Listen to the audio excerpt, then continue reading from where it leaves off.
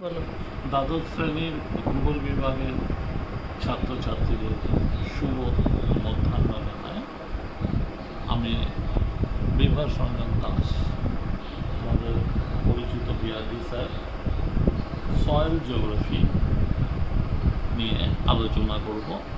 তোমরা জানো যে অনলাইন সিস্টেমে এই পড়াশোনা চলছে আমাদের স্কুলে অনেক দিন থেকে। আজকেও তোমাদের সাথে আমার এই প্রথম সাক্ষাৎ 12 ক্লাসে, এবং সেখানে আমি মৃত্তিকা পড়াবো বলে স্থির করেছি। আমি এই বিষয়টি কিছু লেখা অর্থাৎ প্রশ্ন উত্তর পাঠাচ্ছি, এবং বোর্ডে কিছু অংশ এঁকে দেওয়া আছে, চিত্র খাতায়ও আঁকা আছে। সেটাকে খুব ভালো করে পড়তে হবে এবং বুঝে নিয়ে পড়ে তারপর রেসপন্স করবে। তোমরা অনলাইনে আছো, আমিও অনলাইনে রয়েছি। আমাকে প্রশ্ন করবে, আমি প্রশ্নের উত্তর দেব যথাযথভাবে। যেটুকু পড়ানো হচ্ছে তার মধ্যে বাইরে গেলে কিন্তু সেখানে বুঝতে পারবে না, অনেক কিছু বিষয়টা অন্যরকম হবে। আমি যখন বলবো যে বাইরের প্রশ্ন করো, তখন করতে পারো, অসুবিধা কিছু নেই এখানে।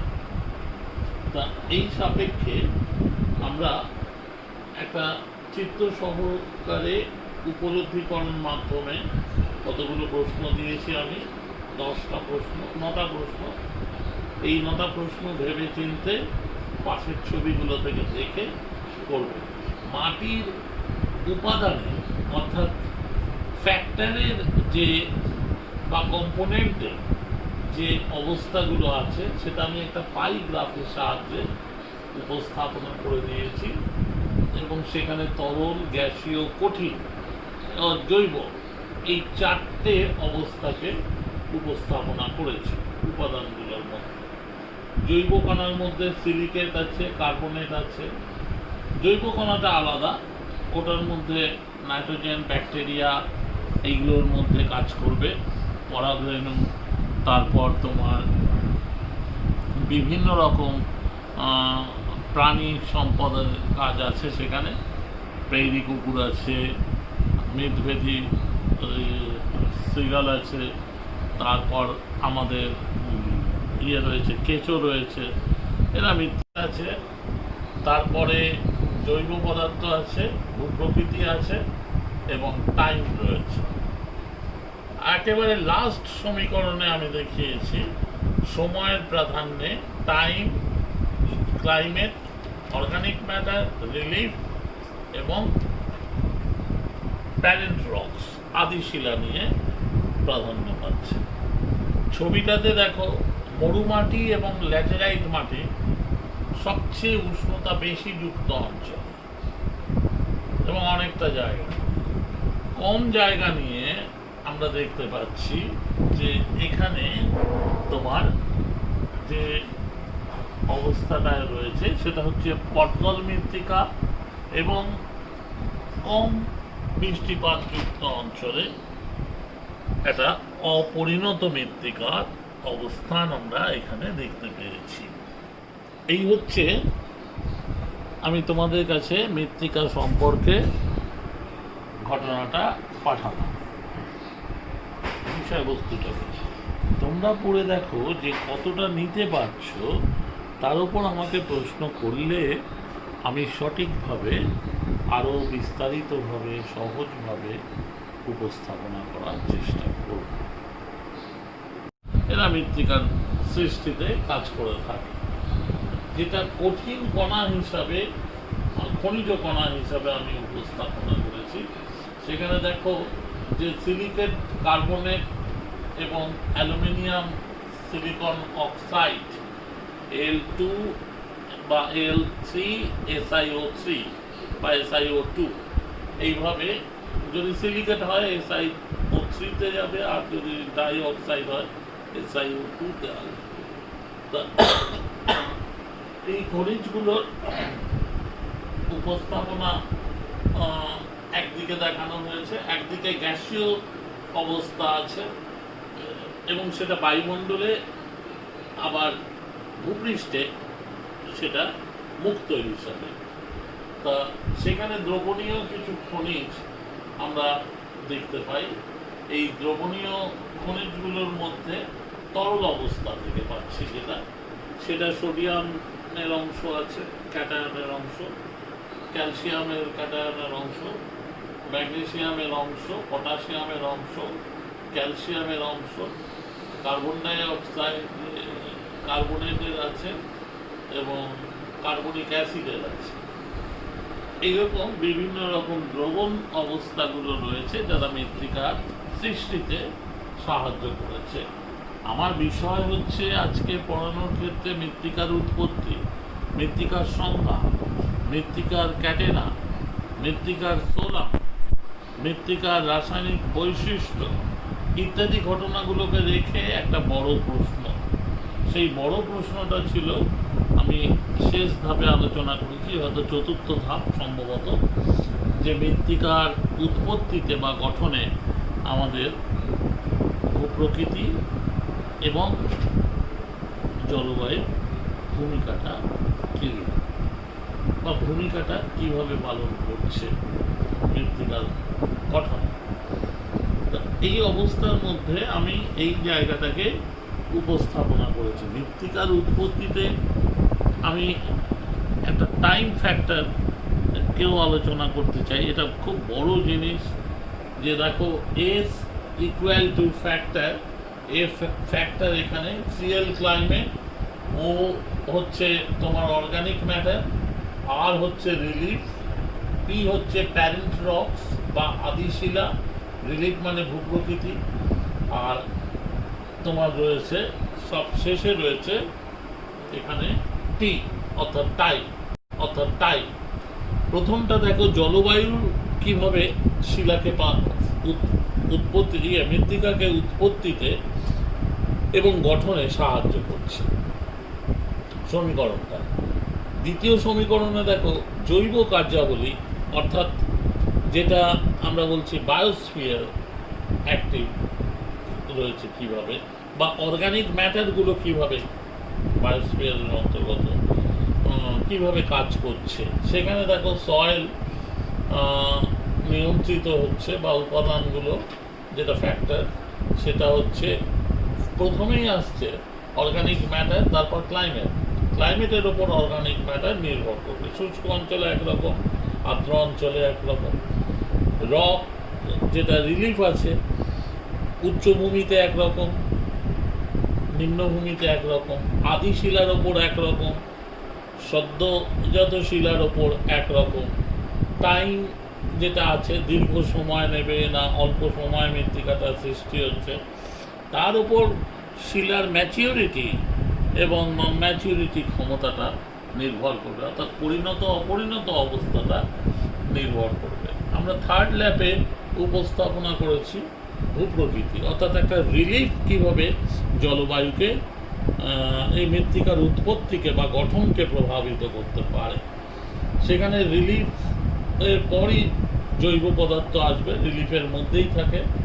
তারপর রিলিফটাকে ভূপৃষ্ঠ এবং অন্তস্থ শিলাগুলোকে ক্লাইমেট, জলবায়ুর উষ্ণতা, আর্দ্রতা, বৃষ্টিপাত প্রভাবিত করবে। এরপর আদিশিলার অনেক খনিজ আমি বলেছিলাম, সেই সব খনিজগুলোর নাম দুটো চ্যাপ্টার আগে বলেছি, দুটো লেকচার আগে, যে অ্যাপাটাইট থেকে, ফেলসপার থেকে, অভ্র থেকে, জিপসাম থেকে, চুনাপাথর থেকে। তবে একটা জিনিস এই হিসাবে মনে রাখবো যে ফেলসপার হচ্ছে তোমার কাদা খনিজ সৃষ্টি করে, যেটা তিন রকম: মন্টমরিলোনাইট, ইলাইট এবং কেওলিনাইট। কেওলিনাইট হচ্ছে সবচেয়ে উঁচু মানের, তারপরেই ইলাইট, তারপরে হচ্ছে মন্টমরিলোনাইট। তা এইভাবে আমরা চতুর্থ ধাপে দেখব যে ভূমির রূপ সেখানে একটা কাজ করছে। আদিশিলা ভূমিরূপ নয়, ওটা আদিশিলা হবে ভূপ্রকৃতির পর। সেখানে দেখো প্যারেন্ট রক আছে, ক্লাইমেট আছে, তারপর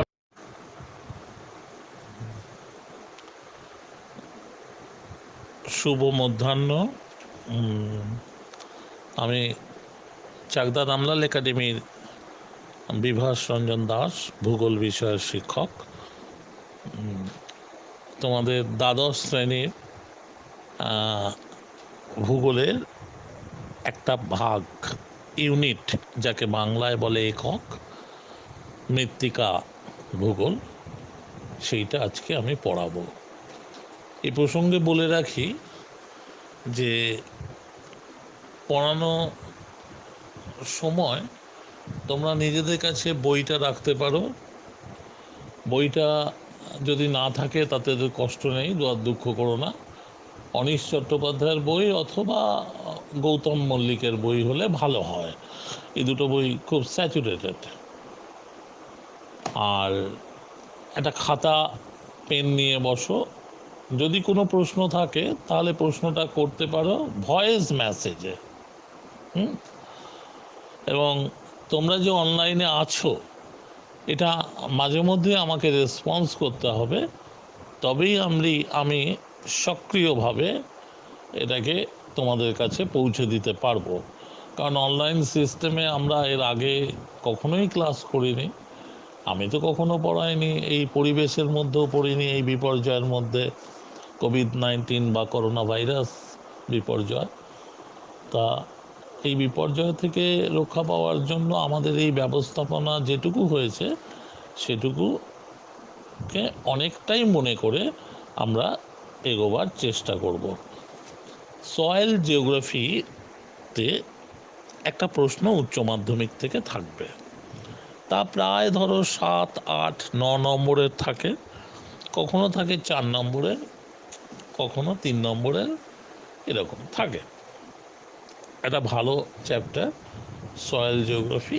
একটু 9-10-এর রসায়নবিদ্যাটা জানা থাকলে ভালো, বায়োলজিটা জানা থাকলে ভালো, সুবিধা হয় নিতে। তা আমি তোমাদেরকে প্রশ্ন মাধ্যমে পড়াবার চেষ্টা করব। উত্তরগুলো করে দিচ্ছি, কিছু উত্তরপত্র আমি করেও দিয়েছি, সেগুলো আমি সমস্ত কিছুই পাঠিয়ে দেবো তোমাদের কাছে, আজই পাবে, এবং সেটা নিয়ে পড়তে থাকবে। বিষয় হচ্ছে যে ধরো প্রশ্ন হচ্ছে মৃত্তিকার সংজ্ঞা দাও। এটা 1 নম্বর হতে পারে, 2 নম্বর হতে পারে। তখন কি লিখব? একটা নিজস্ব মত দিতে হবে, আর একটা বিজ্ঞানীর মতামত দিলে ভালো হয়।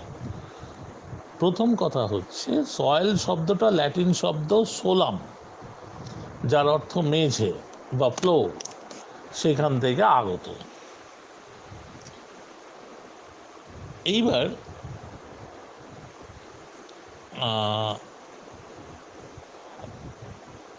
প্রাকৃতিক বস্তু, মৃত্তিকা, জলবায়ুর উপাদান, জীবমণ্ডল, অধস্থিত শিলা, মানে ভূত্বকের নিচে যে শিলাটা রয়েছে, ভূপৃষ্ঠের নিচে, ভূত্বকের নিচে তো গুরুমণ্ডল, ভূপৃষ্ঠের নিচে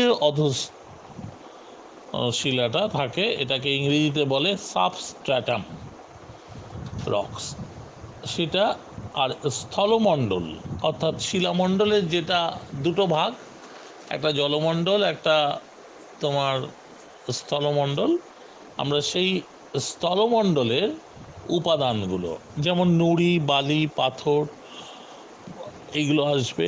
সেই সঙ্গে শিলার খনিজ উপাদানগুলো আসবে। খনিজ উপাদানের মধ্যে কোয়ার্চ, ক্যালসাইট, ফেলসপার, চুনাপাথর, gypsum, iron oxide, pyroxene, garnet, topaz, অভ্র, অ্যাপাটাইট, আরও অনেক খনিজ আছে। আবার জীবমণ্ডলের মধ্যে আমরা স্বাভাবিক উদ্ভিদের দেহাংশের, অর্থাৎ তার যে কাণ্ড, পাতা এবং মূল, সেই অংশের পচন ও অর্ধতরল, এই অর্ধতরলটাকে বলে লিটার, খেয়াল রাখবে। প্রশ্ন হতে পারে লিটার কি, অর্ধ তরল অবস্থা। তা মৃত প্রাণীর দেহাবশেষ এর সঙ্গে থাকবে এবং এই উপাদানগুলো সক্রিয়ভাবে জৈব প্রক্রিয়ায়, রাসায়নিক প্রক্রিয়ায় এবং ভৌত প্রক্রিয়ায় আমাদের মৃত্তিকার সৃষ্টিতে সাহায্য করবে। তা এইভাবে মৃত্তিকার উৎপত্তি ঘটে। তাহলে এই উপাদানগুলো ঘটছে আবহ বিকারের ফলে। আমাকে প্রথমে জানতে হবে আবহ বিকারটা কি। আবহ বিকারটা শিলার ভৌত অবস্থার বিচূর্ণীকরণ আর শিলার রাসায়নিক অবস্থা অর্থাৎ শিলার মধ্যস্থ খনিজের যে গঠনটা আছে সেই গঠনের রাসায়নিক অবস্থার বিয়োজন এবং দ্রবণ, ডিকম্পোজিশন অ্যান্ড সলিউশন। দুটো কথা বলতে হবে। একটা ডিসইন্টিগ্রেশন, এটা influenced by temperature. Decomposition and solution influenced by water, fully water. Temperature obviously affected, but highly contribution water. ফলে এই যে অবস্থাটা দাঁড়ালো, এতে আমরা মৃত্তিকা পাচ্ছি। তারপর মৃত্তিকার ওপরের অংশটা শিথিল, সেটাকে আমরা বলছি রেগোলিথ। এটা মৃত্তিকার পূর্ব শর্ত। আবহবিকার যেমন একটা পূর্ব শর্ত, আবহবিকারের একটা পার্টের পূর্ব শর্ত হচ্ছে আমাদের এই রেগোলিথ। এটাকেও মনে রাখতে হবে। আমি অনেক বইয়ে অনেক কিছু দেখেছি, জেনি দেখেছি, জফি দেখেছি, ডকুচেভ দেখেছি, ডানাও দেখেছি, অনেকের অসংখ্য অসংখ্য মৃত্তিকা বিজ্ঞানীর সংজ্ঞা দেখেছি। তা আমি ঠিক করলাম যে নাইল সি ব্র্যাডির একটা সংজ্ঞা আছে এবং খুব মনোপুত। আমি সেই সংজ্ঞাটাকে তোমাদের কাছে পৌঁছে দিচ্ছি। চূর্ণ বিচূর্ণ এবং ক্ষয়ীভূত, এটা কিন্তু আবহবিকারের দ্বারা হচ্ছে।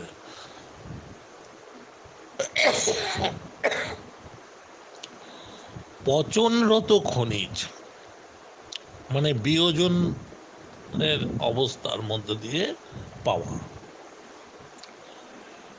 জৈব দ্রব্যের মিশ্রণ থাকছে। তোমার কম্পোজিশন অফ বায়ো কম্পোনেন্ট। তা জৈব দ্রব্যের যে মিশ্রণ, এই প্রাকৃতিক বস্তুটাকে ভূপৃষ্ঠকে পাতলা আবরণ দ্বারা আচ্ছাদিত করে।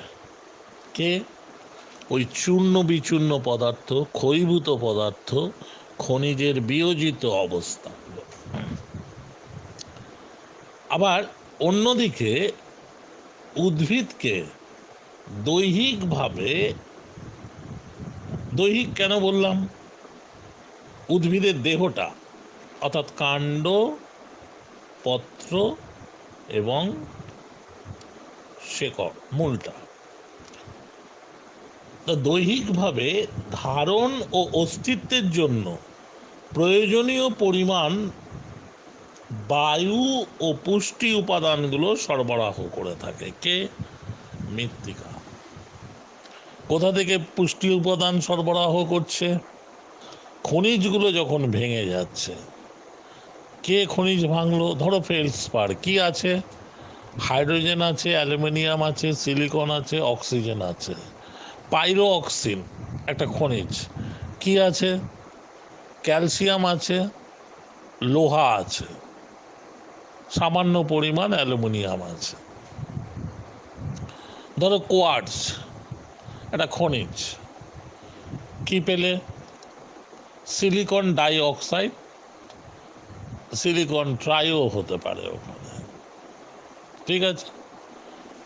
ধরো একটা ক্ষারকীয় শিলা তৈরি হলো, ক্ষারকীয় মৃত্তিকা, সেখানে তুমি ক্যালসাইট পাবে, কি CaCO3, এই খনিজটার প্রাধান্য থাকবে। আবার থাকবে সেই সঙ্গে ডলোমাইট, ম্যাগনেসিয়ামের বাইকার্বনেট সেখানে। আবার থাকবে তোমার gypsum, calcium sulphate, hydrous calcium sulphate, অভিয়াসী জল যোজিত, হ্যাঁ, যূথ যৌগের মাধ্যমে।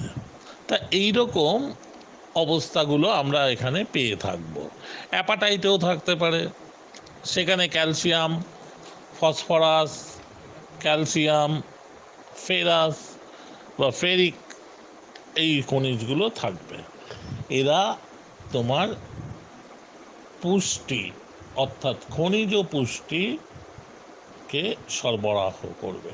আর জৈব পুষ্টি হিউমিফিকেশনের, হিউমাসকরণের মধ্য দিয়ে পাওয়া যাবে।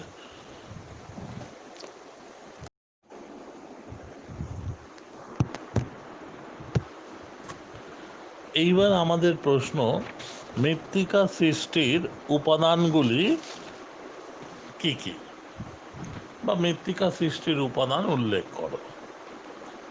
এটাও 1 বা 2 নম্বরের ধরে নিয়ে আমাদের এগোতে হবে। আমরা উপাদানকে দুটো ভাগে ভাগ করে নেব, একটা প্রত্যক্ষ উপাদান আর একটা পরোক্ষ উপাদান। প্রত্যক্ষ উপাদানটিকে আমরা একভাবে রাখব, সেখানে জলবায়ু, এই জলবায়ুর অন্তর্ভুক্ত থাকবে বৃষ্টিপাত, তাপমাত্রা, বায়ু প্রবাহ, আর্দ্রতা। আরেকটা দিকে থাকবে জীবজগৎ। এই উপাদানে আসবে উদ্ভিদ এবং প্রাণী। উদ্ভিদের মধ্যে বৃহৎ পত্রযুক্ত উদ্ভিদ, ক্ষুদ্র পত্রযুক্ত উদ্ভিদ। প্রাণীর মধ্যে আসবে তোমার জীবজন্তু এবং মানুষ।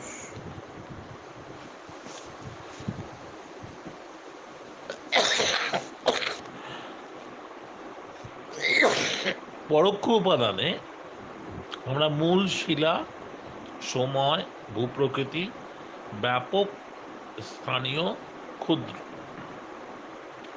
ভূপ্রকৃতিটাকে 3টে ভাগে ভাগ করব, ব্যাপক, স্থানীয়, ক্ষুদ্র।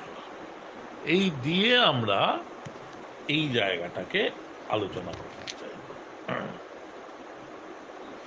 অনেক সময় আমরা এইভাবে আলোচনা করতে পারি,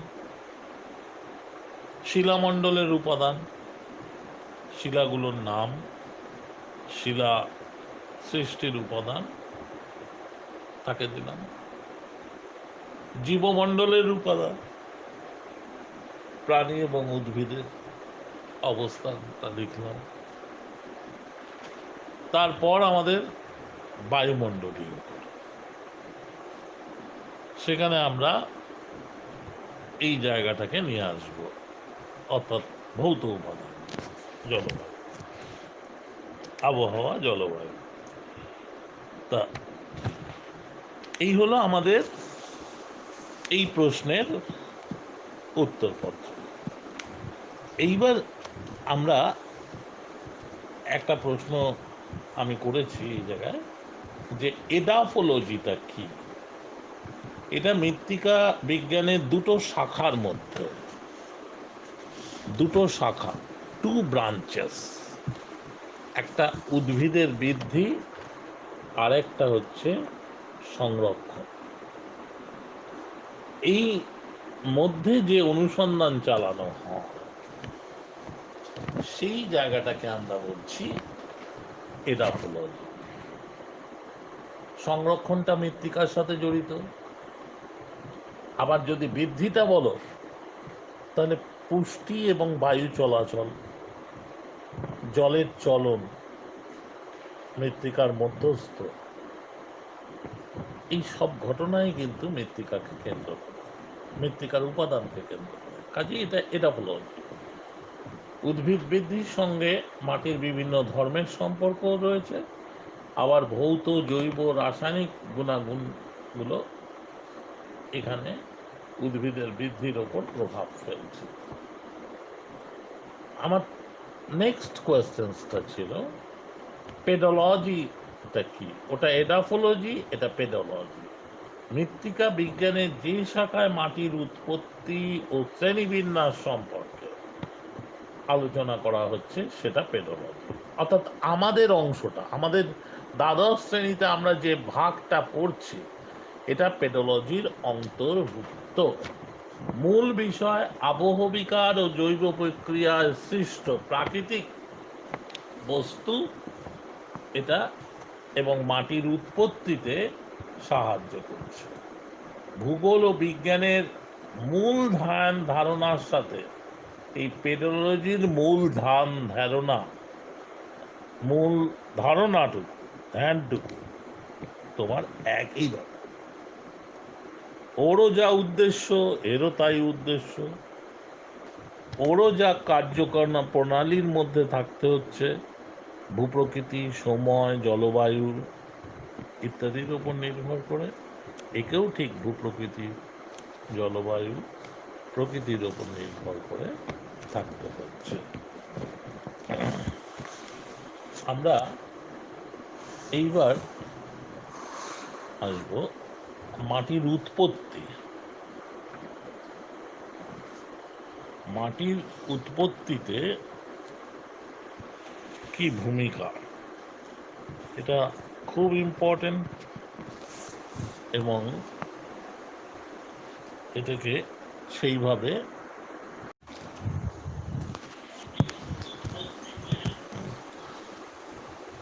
মাটির উৎপত্তির ব্যাখ্যা, অর্থাৎ এক্ষেত্রে আমি নাম্বার নির্ধারণ দিয়েছি 2 বা 3।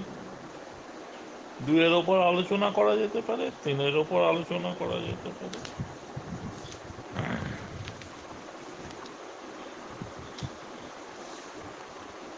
ভূত্বকে অবস্থিত আদি বা জনক শিলার ওপর চূর্ণ বিচূর্ণ পচিত হয়ে উপাদানগুলো চূর্ণ বিচূর্ণ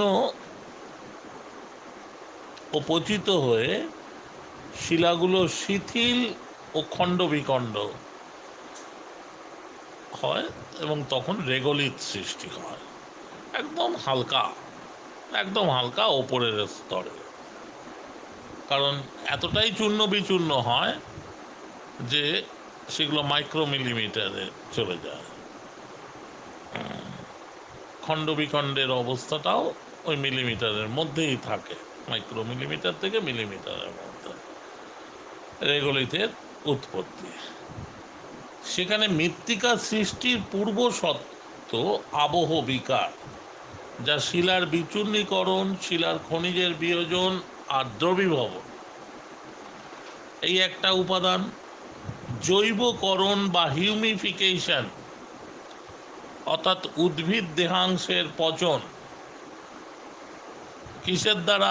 অক্সিজেনের দ্বারা জারিত এই পচনটা হবে, এবং তার সাথে থাকবে বিভিন্ন খনিজের সংযোজন। এটা কে করবে? এটা করবে ইলুভিয়েশন এবং অ্যালুভিয়েশনের অবস্থা। ইলুভিয়েশন হলো মাটির স্তরে দ্রবীভূত নিম্নগামী বা অনুশ্রবণকারী, যাকে ইংরেজিতে বলে জলবিদ্যা বিভাগে ইনফিল্টারেশন, ইলফিল্টারেশন, এবং সঞ্চয়ন, অ্যাকুমুলেশন। ওয়াটারটা যেখানে অ্যাকুমুলেট হবে, ধরো মনে মনে ধরে নাও ক স্তর, খ স্তর, গ স্তর, 3টে পরপর উলম্বভাবে রয়েছে ভার্টিক্যালি। ক স্তর থেকে খ স্তরের দিকে যাচ্ছে অনুশ্রবণ, এটা হচ্ছে ইলুভিয়েশন। আর যেটা খ স্তরে গিয়ে সঞ্চয় হলো, এবার নামার সময় কি করছে? মৃত্তিকাকে দ্রবণ করছে, বিয়োজন করছে, তাহলে দ্রবীভূত সঞ্চয়ন বা বিয়োজিত সঞ্চয়ন, এবং সেই বিয়োজিত বা দ্রবীভূত সঞ্চয়নের নাম হচ্ছে এখানে ইলুভিয়েশন। ওটা অ্যালুভিয়েশন, এটা ইলুভিয়েশন। এই প্রক্রিয়ায় মাটির উৎপত্তি হচ্ছে। তাহলে কি কি দাঁড়ালো? আবহ বিকার, হিউমিফিকেশন, খনিজকরণ, আর কি বলেছি? আর বলেছি এলুভিয়েশন এবং ইলুভিয়েশন পদ্ধতিতে মৃত্তিকার উৎপত্তি ঘটছে। তবে বিশেষভাবে যেখানে হতে পারে মৃত্তিকার সৃষ্টি, এক একটা ক্ষেত্র যদি আমরা ধরি, তাহলে দেখব যে নাতিশীতোষ্ণ অঞ্চলে পর্জলাইজেশন, ক্যালসিফিকেশন, মরু অঞ্চলের দিকে স্যালিনাইজেশন,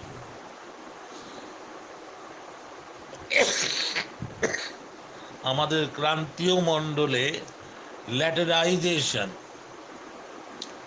এগুলো একটা স্পেশাল প্রসেসেস। এই স্পেশাল প্রসেসের মধ্যে দিয়ে ল্যাটেরাইট মৃত্তিকা, পর্জল মৃত্তিকা, ক্যালসিফাইড মৃত্তিকা, স্যালিনাইজেশনের মতো মরু মৃত্তিকাগুলোর উৎপত্তি ঘটছে।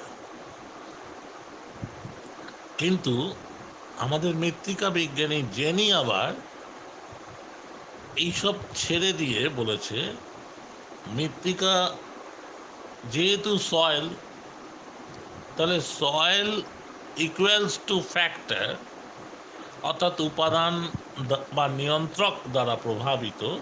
ফ্যাক্টর, FACTOR, ফ্যাক্টর, উপাদান বা নিয়ন্ত্রক দ্বারা প্রভাবিত। কে? উপাদান 1 ক্লাইমেট, জলবায়ু। উপাদান 2 অর্গানিক ম্যাটার, জৈব পদার্থসমূহ। উপাদান 3 প্যারেন্ট রক্স, অর্থাৎ আদি শিলা।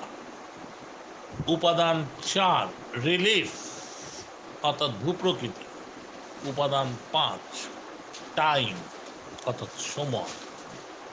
এরা একত্রে মিলে তোমার মৃত্তিকার একটা পরিণত অবস্থাকে সৃষ্টিতে সাহায্য করছে। আমরা বলতে পারি এই বিষয়ে, ধরো ল্যাটেরাইট, এই জায়গাটা যখন বলছি, একটা জায়গার উদাহরণ নিয়ে বলছি, ক্ষেত্র নিয়ে বলছি, আলোচনা করছি আরও বিশ্লেষণাত্মকভাবে। এই জায়গাটাকে বলে অ্যানালিটিক্যাল টাইপ। এই অ্যানালিটিক্যাল টাইপ উত্তর তুমি যদি করতে পারো, তাহলেই সেখানে নাম্বার তোমার বাধা থাকবে, কেড়ে নিতে পারবে না। আচ্ছা, কি আছে এখানে? আমরা দেখব যে ল্যাটেরাইট মৃত্তিকার কথা বললাম। ল্যাটেরাইট মৃত্তিকার উৎপত্তি ঘটছে কি প্রক্রিয়ায়? ল্যাটেরাইজেশন প্রক্রিয়ায়। এখানে সেসকু অক্সাইড বলে একটা খনিজ আছে। খনিজটা কি? অ্যালুমিনিয়াম ফেরাস বা aluminium ferric oxide, L2Fe2O3, L2Fe3, এইভাবে এটা আসলো। এবার অ্যালুমিনিয়াম এবং লোহা মিশে সেসকু অক্সাইড তৈরি করলো। এখানে এই সেসকু অক্সাইড নিচের দিকে মৃত্তিকাটাকে একটা তোমার দানা দানা আকৃতির করে থাকে, গঠনটাকে। এটা একটা দিক। দানাগুলো যদি আমরা গোলাকার ধরি, তাহলে প্রত্যেকটি গোলকের পরিধির সঙ্গে আরেকটি গোলকের পরিধি কখনোই সমানভাবে জায়গাটাকে আচ্ছাদিত করতে পারে না। সেই জায়গায় একটা ফাঁক বা যেটাকে আমরা ছিদ্র বলতে পারি, গড়ে ওঠে। এটাকে মৃত্তিকা বিজ্ঞানে বলা হয় মৃত্তিকার সছিদ্রতা।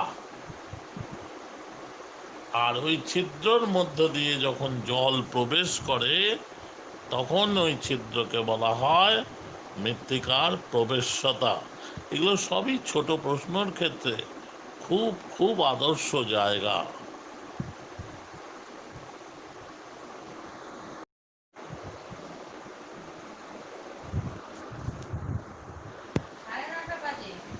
একটা প্রশ্ন, হিউমিফিকেশন কাকে বলে বা হিউমিফিকেশন বলতে কি বোঝায়? মৃত্তিকা বিজ্ঞানে এই উত্তরটা আমাদের ভূগোলের ছাত্রছাত্রীদের কাছে খুবই গুরুত্বপূর্ণ এবং পরীক্ষায় আসার মতো প্রশ্ন। আমি বলি, উদ্ভিদ এবং প্রাণীর দেহাবশেষ দুটোই, একটা উদ্ভিদের সাইডে থাকতে পারে, একটা প্রাণীর অংশেও থাকতে পারে। এরা মৃত্তিকার উপরীয় স্তরে কাঁচা জৈব পদার্থ হিসাবে সঞ্চিত হবে। পাতা পড়ে গেলে যেমন হয়, কাণ্ড পড়ে গেলে যেমন হয়, প্রাণী মরে পড়ে আছে, মৃত হয়ে আছে, সেই অবস্থায় তা ওই পদার্থগুলো, পড়ে থাকা পদার্থগুলো জলের সংস্পর্শে মৃত্তিকার মধ্যে যে আণুবীক্ষণিক জীবজন্তু আছে তার দ্বারা বিয়োজিত হবে এবং ধীরে ধীরে পরিবর্তিত হয়ে একটা কালো রঙের পদার্থ সৃষ্টি করবে। এই ধীরে ধীরে পরিবর্তিত হয়ে কালো রঙের পদার্থের সৃষ্টিটাই হচ্ছে হিউমিফিকেশন। অর্থাৎ হিউমিফিকেশন হলো একটা প্রক্রিয়া। এই প্রক্রিয়ায় মৃত্তিকার মধ্যে হিউমাস গঠিত হয়। এটা জৈব হিউমাস হতে পারে, খনিজ হিউমাসও হতে পারে। আমরা এই হিউমাসের একটা, হিউমিফিকেশনের একটা বৈশিষ্ট্য দেখব। এটা মৃত্তিকার এই স্তর ছাড়া অন্য কোথাও খুব ভালোভাবে গঠিত হয় না। কারণ মাটির সাথে মৃত্তিকার, উদ্ভিদের যদি সম্পর্ক দেখি, তাহলে মাটির এবং উদ্ভিদের দেহাংশ সবই কিন্তু মৃত্তিকার উপরই স্তরে, বি বা সি স্তরে নয়। জৈব পদার্থ সমৃদ্ধ থাকে এই এ স্তরটা।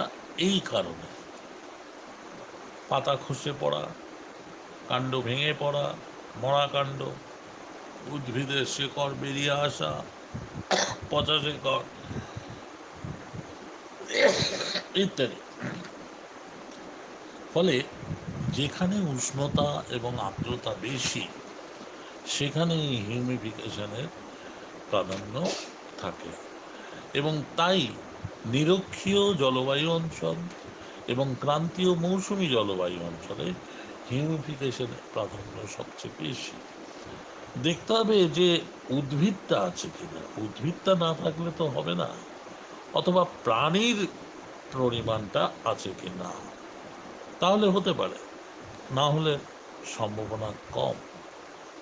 পর্জলাইজেশনে হিউমাসের ব্যাপারটা আছে, কারণ সেখানে অনেক রেচন পদার্থ পাওয়া যায় পাইন গাছ থেকে।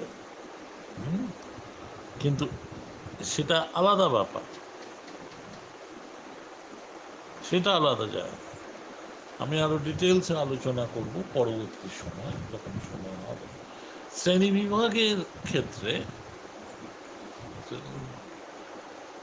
শ্রেণী বিভাগ চারটি।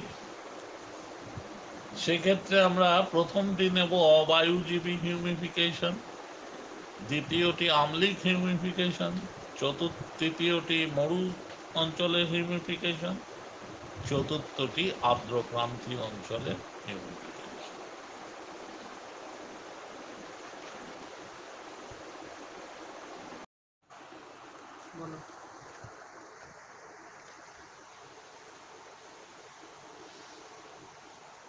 এখন যে বিষয়টা নিয়ে আলোচনা করব সেটা 2019 সালে হায়ার সেকেন্ডারিতে এবং 2015-তে হায়ার সেকেন্ডারিতে এসে গেছে।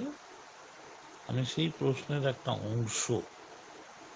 অংশ নিয়ে আলোচনা করছি। প্রশ্নটা ছিল, briefly discuss the role of relief of climate is soil formation. Relief and climate দুটোর ভূমিকা, দুটোর ওপরে দুটো দুটো যে নিয়ন্ত্রক আছে, কন্ট্রোল আছে, সেই কন্ট্রোলিং স্টেশন দুটো কিভাবে সয়েল ফরমেশনকে প্রভাবিত করছে তার ভূমিকাটা আমাদেরকে আলোচনা করতে হবে। খুব সিম্পল ভূমিকা। অ্যানালিটিক্যাল করতে পারলে নাম্বারটা চট করে বেশির দিকে ঝোঁক থাকে, আর না হলে একটা ধরা বাঁধা নাম্বার চলে আসে। আমি একটু আগেও বলেছি যে উত্তরপত্রগুলো অ্যানালিটিক্যাল করতে হবে। তুমি যে জানো কতটা সেখানে প্রয়োগ করতে পেরেছ। ভূপৃষ্ঠের কন্টুর বা সমোন্নতি রেখাগুলো হলো আমাদের কাছে ভূসংস্থান বা টোপোগ্রাফি।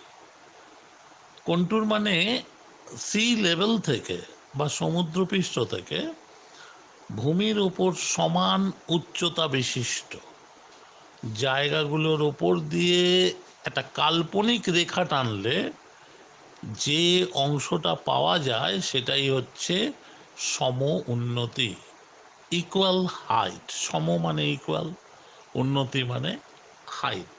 এখানে ইকুয়াল হাইট লাইন বা ইকুয়াল হাইট লেভেল, এই সমোন্নতি রেখা দিয়ে আমরা ভূপ্রকৃতিকে নির্ধারণ করি। কেন?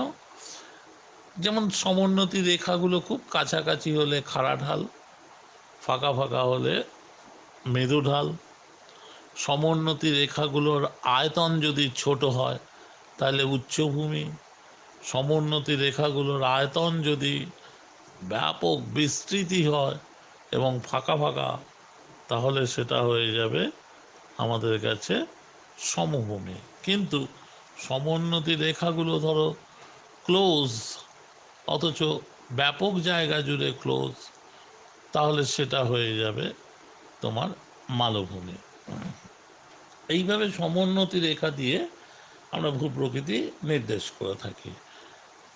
এবার স্বাভাবিকভাবে তোমার পাহাড় পর্বত হচ্ছে পাললিক শিলা, সমভূমি পাললিক শিলা। পাহাড় পর্বতে আগ্নেয় শিলাও থাকে, রূপান্তরিত শিলাও থাকে। মালভূমিতে রূপান্তরিত এবং রূপান্তরিত পাললিক শিলা। ওখানে কেবল একা পাললিক শিলা থাকে না। তা এরা তোমার মৃত্তিকা গঠনে প্রভাবিত করছে। তা আমরা দেখব যে সমভূমিতে নদী অববাহিকায় অধিক ধৌত প্রক্রিয়া, কারণ বৃষ্টি বেশি যদি হয়ে থাকে তাহলে, আর সমভূমিটা নিচু, সেই জন্য ধুয়ে যাওয়া, লিচিং, LEACHING, এই ধৌত প্রক্রিয়া বা লিচিংয়ের জন্য মৃত্তিকার গভীরতা বেশি। আবার এই ঘটনাটা আমরা দেখব যে শিবালিক হিমালয় থেকে বৃষ্টির জল ধুয়ে মৃত্তিকা নিয়ে চলে আসছে, কোথায় জমা করবে? তাহলে গাঙ্গেয় অববাহিকা বা গাঙ্গেয় পর্যঙ্কতে, যেটাকে আমরা গাঙ্গেটিক বেসিন বলছি। ফলে গাঙ্গেটিক বেসিনে যে মৃত্তিকাটা সৃষ্টি হচ্ছে, ওই শিবালিক থেকে ধেয়ে আসা ধৌত পদার্থের কর্দম বা অন্যান্য পদার্থগুলি, দ্রবীভূত পদার্থগুলো সঞ্চিত হচ্ছে এবং মৃত্তিকার গভীরতাকে বৃদ্ধি করছে। পরিশেষে একটা পরিণত মৃত্তিকা সৃষ্টি করতেও সময় নিচ্ছে। সেই সময়টা 50 বছর হতে পারে, 100 বছর হতে পারে, আবার 2000 বছর হতে পারে। তা এই গভীরতা যদি যে মৃত্তিকার বেশি, সেখানে আমরা দেখব মৃত্তিকার উর্বরতা বেশি। উর্বরতা কি? মৃত্তিকার উৎপাদন ক্ষমতা কতটা উৎপাদন করতে পারছে। তাহলে মৃত্তিকা যতটা উৎপাদন করতে পারবে তার জন্য কি দরকার? উদ্ভিদের পুষ্টি। উদ্ভিদের পুষ্টি কোথা থেকে আসবে? জৈব পদার্থ এবং খনিজ পদার্থ থেকে। শিলা ভেঙে যে খনিজ পদার্থ, উদ্ভিদ পচে প্রাণী পচে যে জৈব পদার্থের সৃষ্টি, তাদের সেই পুষ্টি উদ্ভিদ গ্রহণ করছে মৃত্তিকার মধ্যস্থ থেকে। তা এটা সময় সাপেক্ষে অনেক সময় এই মৃত্তিকা পরিণত মৃত্তিকা হয়ে যায়। পাললিক মৃত্তিকাও আছে, অনেক সময় লাগে। এই যদিও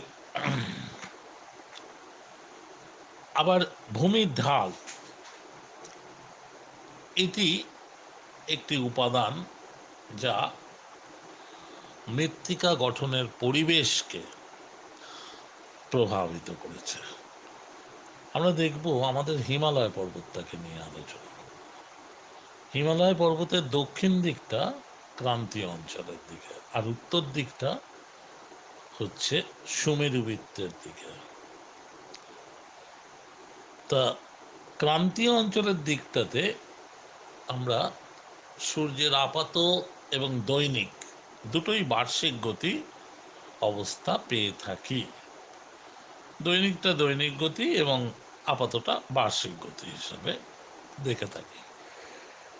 সূর্যরশ্মির তাপীয় ফল তাপ সৃষ্টি করে, ফলে এই তাপ হিমালয়ের উত্তরে তিব্বতীয় ঢালের উত্তরের ছায়া ঢাল থেকে আমাদের আলোকিত ঢালে পরিমাণ অনেক বেশি।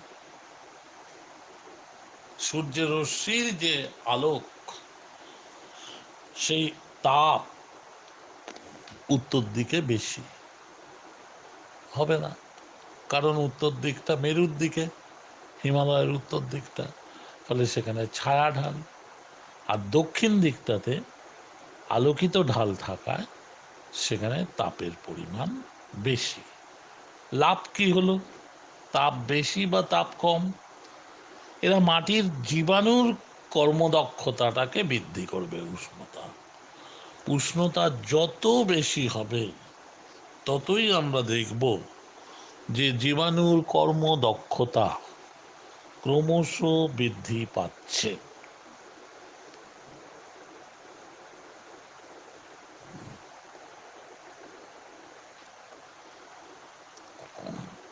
এর ফলে অম্ল ও জৈব পদার্থের পরিমাণ কমে যাচ্ছে।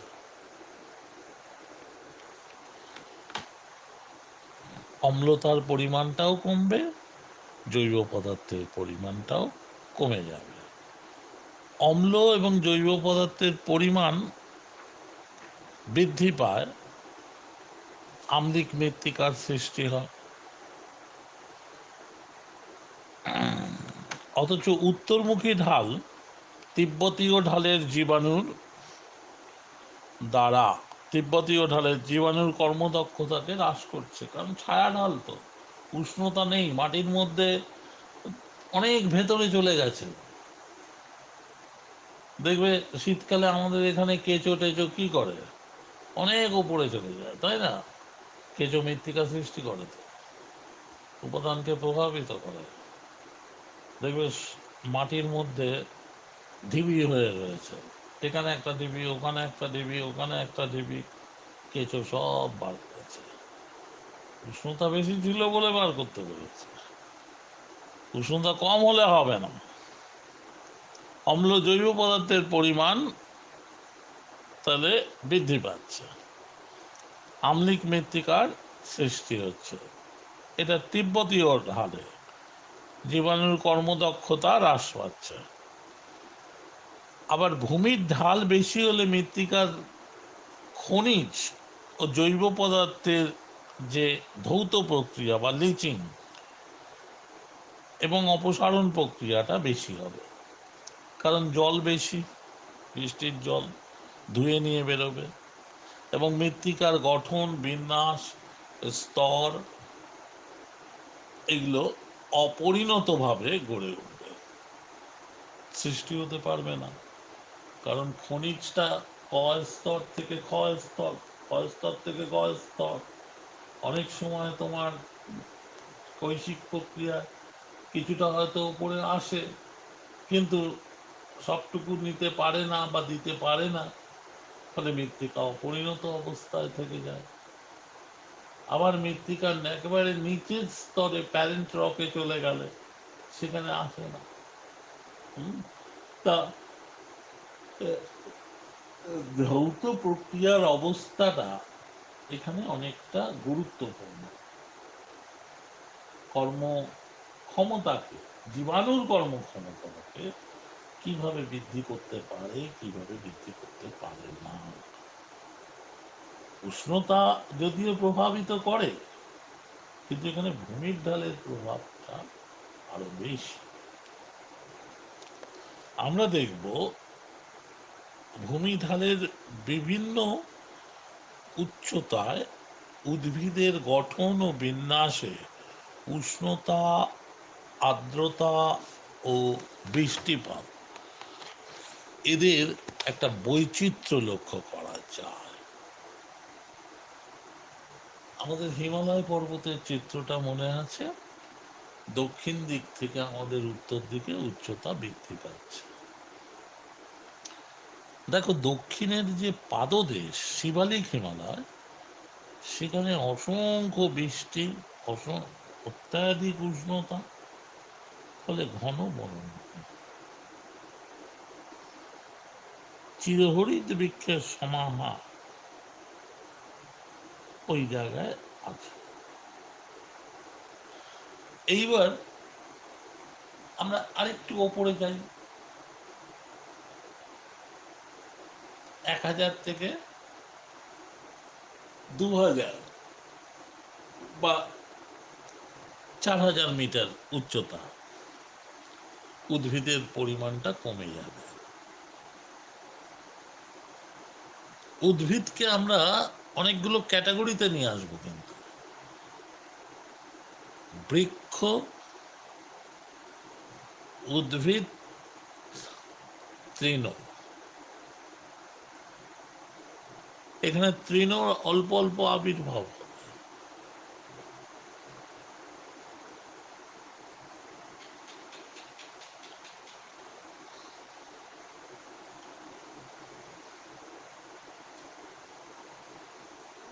ফলে আমরা আরেকটা জায়গা থেকে দেখব যে তৃণ, এর উপরে গেলেই আমরা তৃণভূমি পেয়ে যাব। সেখানে কিন্তু জৈব পদার্থের কর্মক্ষমতাটা একেবারেই কম, ফলে মৃত্তিকা অপরিণত অবস্থায় থাকছে। এইভাবে মৃত্তিকায় আমরা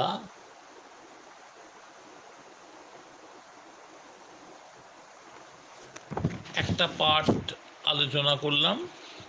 এইবার আলোচনা করব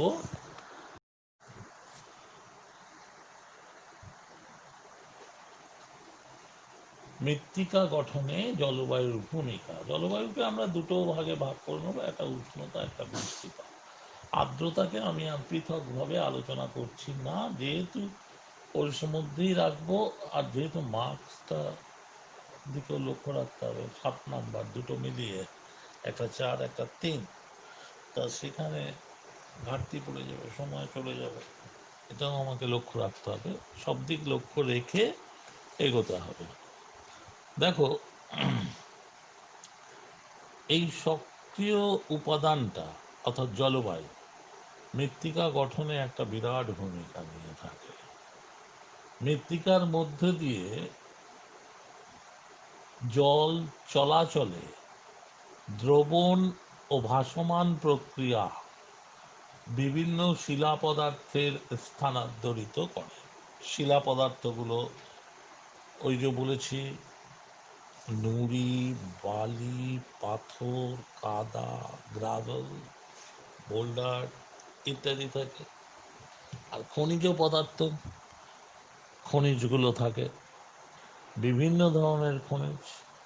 ফেলসপার হতে পারে, অভ্র হতে পারে, অ্যাপাটাইট হতে পারে, গার্নেট হতে পারে, কোরান্ডাম হতে পারে, আমাদের পাইরক্সিন হতে পারে, অলিভিন হতে পারে।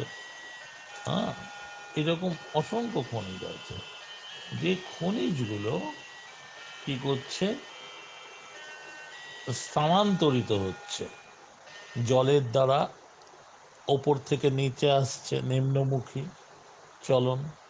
আবার কৈশিক প্রক্রিয়া হয়, অর্থাৎ ক্যাপিলারি অ্যাকশানে, ক্যাপিলারি পাইপ দিয়ে বা কৈশিক নালী বরাবর সেটা নিচে থেকে ওপরে উঠছে। অর্থাৎ যে গর্তটি করা হয়েছে সেই গর্তের থেকে ওপরের দিকে ঊর্ধ্বমুখী প্রবাহ, ঊর্ধ্বমুখী বলের দ্বারা এটা সম্ভব হয়েছে। এবং পার্শ্বমুখী প্রক্রিয়া পাশাপাশি এটার অবস্থান দেখা যায়। এই প্রক্রিয়ায় মৃত্তিকার স্তর, মৃত্তিকার দেহে জলাকর্ষিক প্রক্রিয়া, অর্থাৎ মৃত্তিকার দেহে জলগুলো আটকে থাকে। একটা মৃত্তিকা তুলে দেখবে চ্যাটচ্যাটে হাতের মধ্যে কাদা লেগে যাচ্ছে, ভাঙছে না, খুলছে না। তা পারস পারস্পরিক, তা সেখানে আমরা দেখব যে মৃত্তিকার গায়ে জলটা লেগে আছে।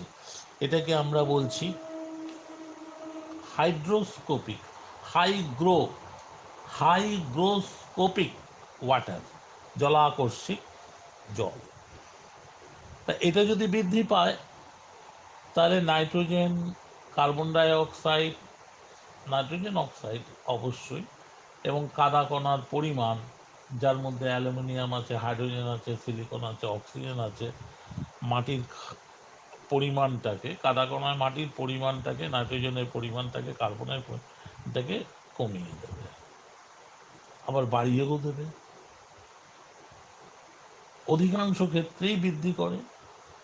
সেক্ষেত্রে মৃত্তিকার যে সংযুতি, যেটাকে আমরা বলি সিমেন্টিং, একটা আরেকটার সাথে লেগে থাকা, আমাদের যেমন সুতোগুলো, জামার সুতোগুলোকে সেলাই করে, সেলাই দিয়ে বেঁধে দেওয়া হয়েছে, সেই সেলাই বা স্টিচ না করে সেখানে CaSO4, H2O4 বা H2O, এই যে 2H2O ক্যালসিয়ামের হাইড্রাস অবস্থা, এ একটা বাঁধনে সাহায্য করবে। আবার CaCO3ও বাঁধনে সাহায্য করে। আবার HCO3ও অনেক সময় বাইকার্বনেটে গিয়ে সেও বাঁধনে সাহায্য করে, শিলার কণাগুলোকে বাঁধতে সাহায্য করে। কার সাথে কার বাঁধন হবে? নুড়ির সাথে কাদা, কাদার সাথে পলি, পলির সাথে পাথরের, ইত্যাদি। তা এই যে বাঁধনটা, এই বাঁধনটা এরা করে থাকে। ফলে এর জন্য মাটির খারত্ব কমে যায়, ক্ষমতা বৃদ্ধি পেলে, এই কাদার কোনো নাইট্রোজেন, কার্বনের পরিমাণ বৃদ্ধি পেলে মাটির খারত্বটা কমে যাবে। এবং মাটির খারত্ব কমে গেলে তখন আমরা দেখব যে এই প্রক্রিয়ায়, এইরকম মৃত্তিকা হাইড্রেশন বা জলযোজন প্রক্রিয়া, মৃত্তিকার খনিজের মধ্যে জলের অণুর প্রবেশ, আর হাইড্রোলাইসিস, আর্দ্র বিশ্লেষ, অর্থাৎ শিলার খনিজের মধ্যে জলের অণুর বিশ্লেষিত অবস্থা। শিলার খনিজের অণুর মধ্যে জলের অণুর বিশ্লেষিত অবস্থা, ওটা জলের অনুপ্রবেশ ছিল, এটা জলের বিশ্লেষণ, অর্থাৎ জলকে আয়নে বিভক্ত করতে হবে, ক্যাটায়ন অ্যানায়ন, হাইড্রোক্সিল এবং হাইড্রোনিয়াম, এই দুটোতে ভাগ করে সেখানে দেখাতে হবে। ফলে এইরকম অংশের মধ্যে আমরা দেখব যেখানে বৃষ্টির পরিমাণ বেশি, অর্থাৎ 60 millimetre or more than 6 semi, সেখানে মৃত্তিকায় হাইড্রোজেনের পরিমাণ বা হাইড্রোজেন ক্যাটায়নের পরিমাণটা বেড়ে যায়। কারণ জল ভাঙলে হাইড্রোজেন সবসময় ক্যাটায়ন, কখনোই অ্যানায়ন না। হাইড্রোক্সিল অ্যানায়ন ওইচ এর পর্যায়ে আসে। তা মৃত্তিকার এইচ অংশে মৃত্তিকা ক্যাটায়ন যদি বৃদ্ধি পায়, মৃত্তিকা অম্লধর্মী হয়ে যাবে।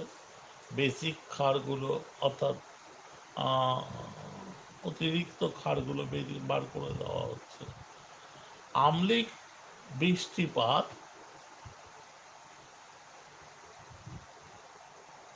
প্রকৃতপক্ষে আহ, অতিরিক্ত বৃষ্টিপাত যদি হয় তবেই হতে পারে। সেক্ষেত্রে অতিরিক্ত বৃষ্টিপাত অঞ্চলে স্বাভাবিক উদ্ভিদ হিউমিফিকেশন প্রক্রিয়ার মধ্যে গিয়ে মৃত্তিকার অম্লতাকে বৃদ্ধি করতে পারে। এই একটা দিক আমরা পাচ্ছি এই অবস্থার মধ্যে। আর মৃত্তিকার উষ্ণতা যেটা, সেটা উষ্ণতা বৃদ্ধিতে রাসায়নিক বিয়োজন দেখা যায়। আয়ন বিনিময় মৃত্তিকার পরিবেশে গুরুত্ব বৃদ্ধি করে। আর্দ্র জলবায়ু অঞ্চলে আবহবিকার গভীর আবহবিকার মানে তীব্র আবহবিকার, আবহবিকারের প্রভাবটা বেশি।